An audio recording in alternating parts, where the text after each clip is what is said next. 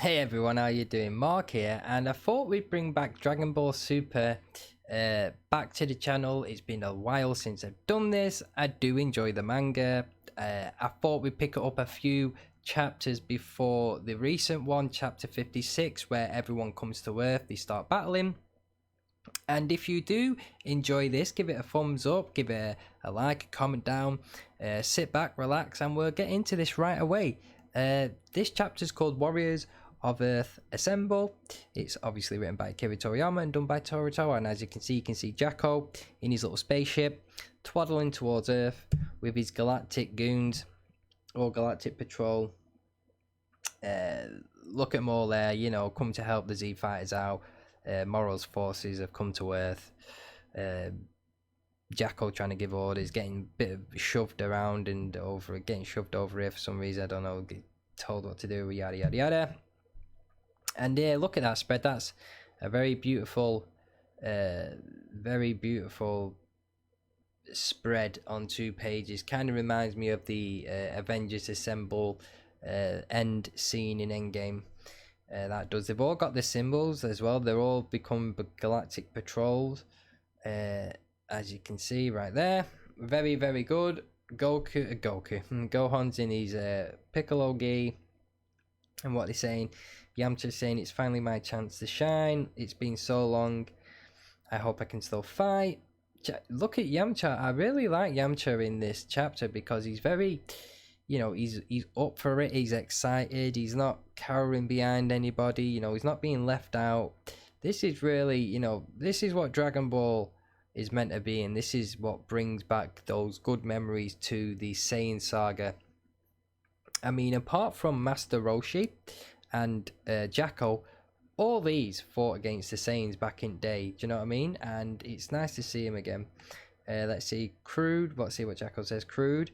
Why they gotta put me in charge of Earth? Of all the rotten luck. Hey, new recruits look sharp. He says why should he get put in charge of Earth, but he's not really been doing that much. We've not really seen him. New recruits, we're pretty much veterans of protecting the Earth. That's very true. Jacko really doesn't protect the Earth. He kind of just observes it like Beerus. And not Beerus, the Supreme Kais. He doesn't actually, you know, he comes down and tells the others that something's on its way, you know. And then go, it's finally time. Yet won't be long now. Oh, Goku and Vegeta still not here, Jacko. We all, obviously Goku's was with Mirrors in the hyperbolic time chamber, and Vegeta's on Yardrat trying to unlock his best potential. Even though I think Vegeta's and Goku are way past the point of limit breaking now, but they can break the limits even more, which is astonishing. I've seen Goku heads up. We've got no clue who Vegeta is. Yep, that's bad. But given the beef those two have with Moro, I'm sure they'll show up. Obviously, they will. And then obviously they're coming back with Majin Buu. It's nice to see. Hopefully, Buu has more of a role to play. He pretty much kicked Moro's ass back on Namek, which is really good to see. Not really much to say here apart from, you know, he's just showing Buu, and then oh, look up in the sky, you know, they see Moro's ship. It kind of reminds me of those you know, those games that you play when you was a kid. I think Geekdom said this as well. It's like when you put the swords in the buckets or something like that. It reminds me of that. It was quite fun. That, yeah, obviously they're coming down to Earth. Interesting. And this is good because, you know, it's showing up more on a global scale. Like every time there was a fight or every time somebody came down to Earth or something, it would always be around West City or you know, Capsule Corporation. It'd always be there or in the Ice Mountains or somewhere. It wasn't like on a global scale. Like when Frieza came down, they were there for they knew he was coming, but you know, he landed in the desert. You know, when when the Saiyans came, they destroyed that planet, and then they went over into the, they didn't really do any global destruction. Like you can see here, this kind of rendition of looks like the Taj Mahal, apparently. So they're coming down, Indian based. Jafar's down here. Yeah, they're just, we got this goon down here as well. And then we go over here as well. We got I don't really know. This looks like it's like Himalayans kind of type castle mountain in the cold. You've got somebody from the Magetta race here. Probably Universe 7's Magetta type person, which is interesting. And then you've got the Z fighters down here. Of course, let's handle these far-flung convicts while you boys fight the big boss. Yep, obviously Krillin's going to take Master Roshi. They're going to go that way, and they're all going to stay there. Easy peasy lemon. Moro is a beast. And then Chaozu is going to go with TM. They're going to go that way. Yamcha is going to go this way. Quite, self-explanatory. The ships have fallen down. They're all going to divide up. They're all going to go their own separate ways to protect each section of the world that needs saving, which is good. Like I said, I really do enjoy that. It's not just, oh, the bad guys are here, let's just focus on this area. It's like, oh no, the bad guys are here and they are all over the place. So we need to protect Earth right now. Like I feel like this is the first time really that they've actually protecting the whole Earth as a whole. Last time it was kind of just like centered, focused in one area. So yeah, West City and Capsule Corporation will be happy, but yeah, they go off that way. Now you got this interesting panda looking person, and these three girls down here. Very, quite powerful person, this guy. Gives Krillin a run for his money.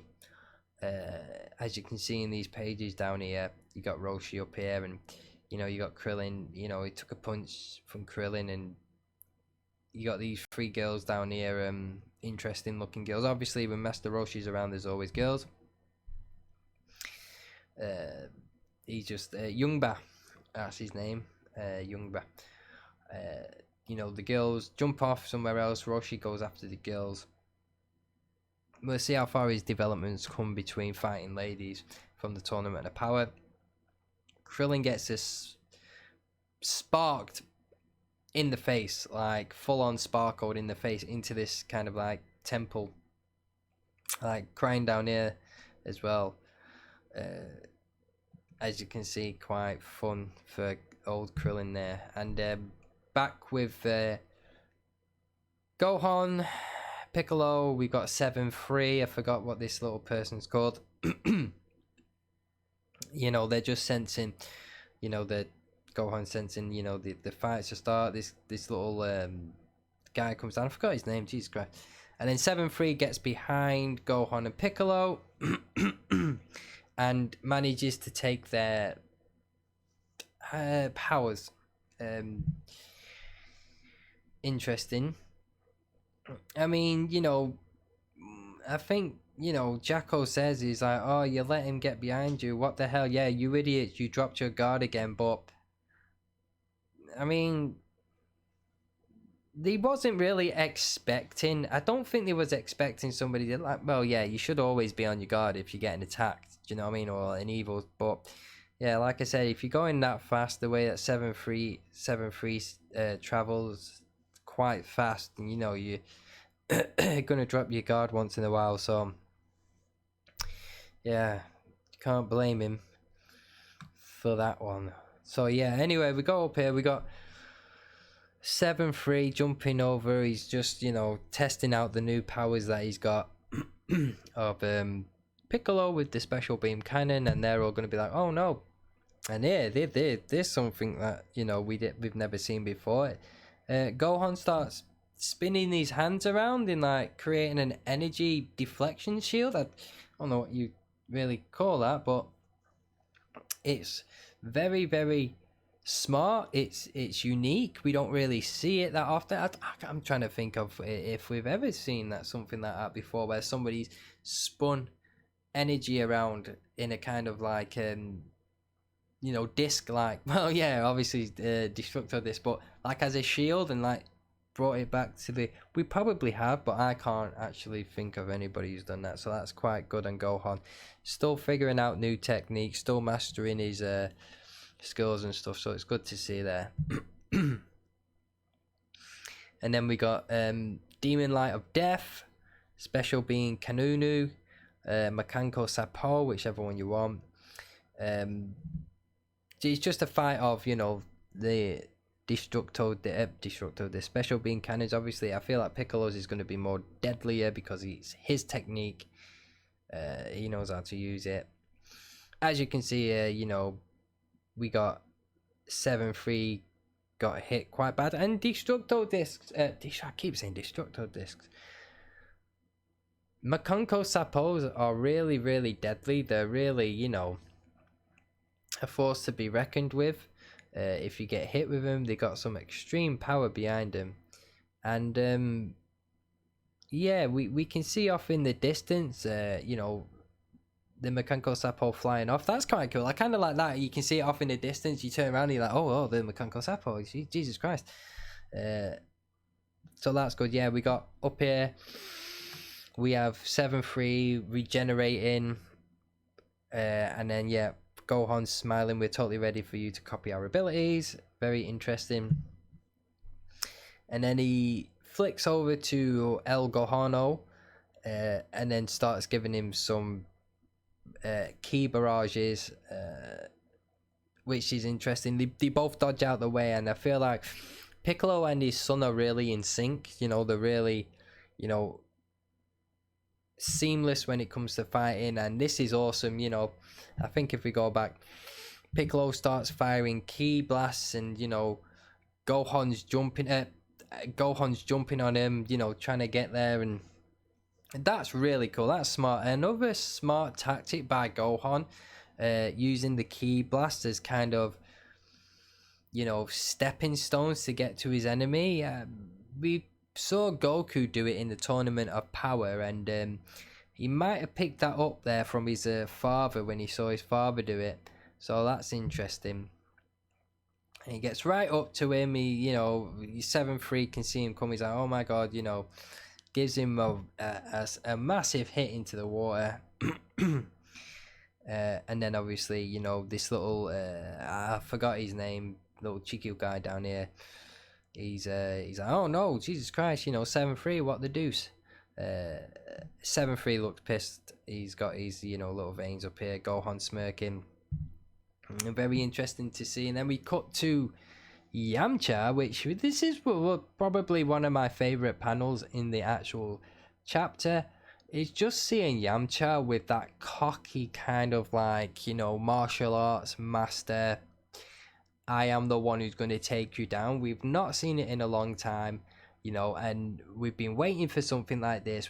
We all want, as much as Yamcha's become a meme over the years, we've all been secretly rooting for him in the background.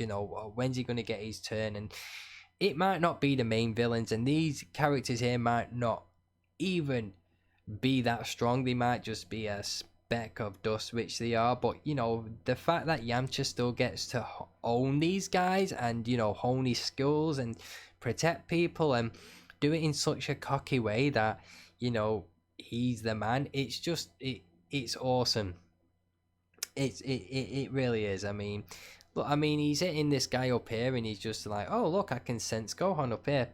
And then down here, look, actually I'm one of the 3 strongest Earthlings around. I love that. And then down here, beats him up and then leaves him in the dust. I love that. I think that's awesome. I really do. And then he goes off to fight in a different section of the earth. Yamcha's not messing around. No one's messing around in this panel, but just to have Yamcha there, just to kicking ass, and not seeing him, in the background like, oh geez, I hope the Z Fighters can do this. Having him there is awesome, and having him with his hair as well, his long hair, he's just so much better. I mean, did you see him in the Tournament of Power before they set off? He looked like a skinny little white dweeb. Yamcha's one of my favourite characters. And I love him when he gets the spotlight. I love it when any of the Z fighters get the spotlight, really. Like Piccolo and Gohan now, when they combine their Makanko Sapo cannon together.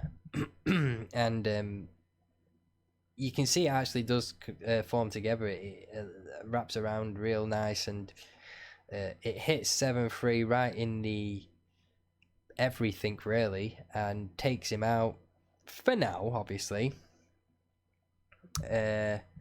He goes up, he flicks back to Moro's power, because obviously he has Moro's power, and then he tries to drain their energies, obviously, which in the best possible way you could ever think. Let's substitute 2 people for another 2 people. The limitless androids come down, as you can see in this panel here, kicking ass. They both get hit in the dome. 17 and 18 come in. They can have as much energy as they want because it's not going to affect them. You can see 7-3 here, how much he's being beat on this side. I kind of like that. I kind of, this 7-3 guy character is interesting, but he's getting his ass handed to him by the Z fighters right now, especially for the most powerful Z fighters on Earth. Probably the 4 strongest. I'm trying to, they have a little speech. I'm not really interested in what they say. They're just saying, hey, we're here now. 17 and 18's here. Oh my god, you guys is Trunks and whatever. Okay, yeah, they're on our island. Cool, interesting. And then we get to the back end of this chapter. We see Moro up on his spaceship. A pathetic, useless fools couldn't even meet his lowest expectations of him, so he's going to join the scene. He's going to take his goon there down. He's going to join in and fight and see if he can do the job himself, which he probably could, but it'll be interesting to see. And then on Yardrat we got Vegeta learning whatever technique he's learning, and then he's the big Yardrat saying, can you feel that on Earth? Yes, the fighting started. We gotta rush over there. No point until you've mastered this technique. Besides, Moro hasn't enjoyed the battle yet. There's still time. Cutting it close. Now once more from the top, Paibara. It's Elder Paibara. So Vegeta is learning some very, very interesting. It'd be good to see what he's not going to be Ultra Instinct, obviously. He's going to be something more spiritual, more key based, more in tone with him to fully access his potential, just like Ultra Instinct Goku. So yeah, that would be interesting. And then meanwhile, Goku's stranded on a planet. He's asking which ways to Earth. He's too far away to do instant transmission. Kind of stupid, really. Classic Goku. And then the next chapter will be there. So yeah, interesting chapter. Like, I skimmed through it because I don't want him to be on for too long. I want to get through these ones so I can go and catch up with the recent one that comes out next week. So I'll skim through these ones, just briefly picking up on the most interesting things. I hope you did enjoy it. I hope you like these as well as much as I like them. And if you noticed anything or if I missed anything, please comment down in the comment section below. Please give this a like as well. Tell all your friends about it, and we shall see what the next chapter holds. Anyway, it seems like it's kicking off even more. Moro's joined in. He's got his friends joining in. Look at this guy here. This guy, he's proper prepared. He is really prepared for it. He's going for it. He's not so interested. He looks tired, clueless, shocked, angry. He's just out of it. He is, isn't he? Scared. Cyclops. So we got quite a lot of emotions in the background there. So yeah, we'll see you in Dragon Ball chapter 57. It was very fun to do this again, and we shall see everyone there. Don't forget to like, comment if I missed anything, and have a good day, everyone. Stay safe, wash hands, stay inside, save lives, and goodbye.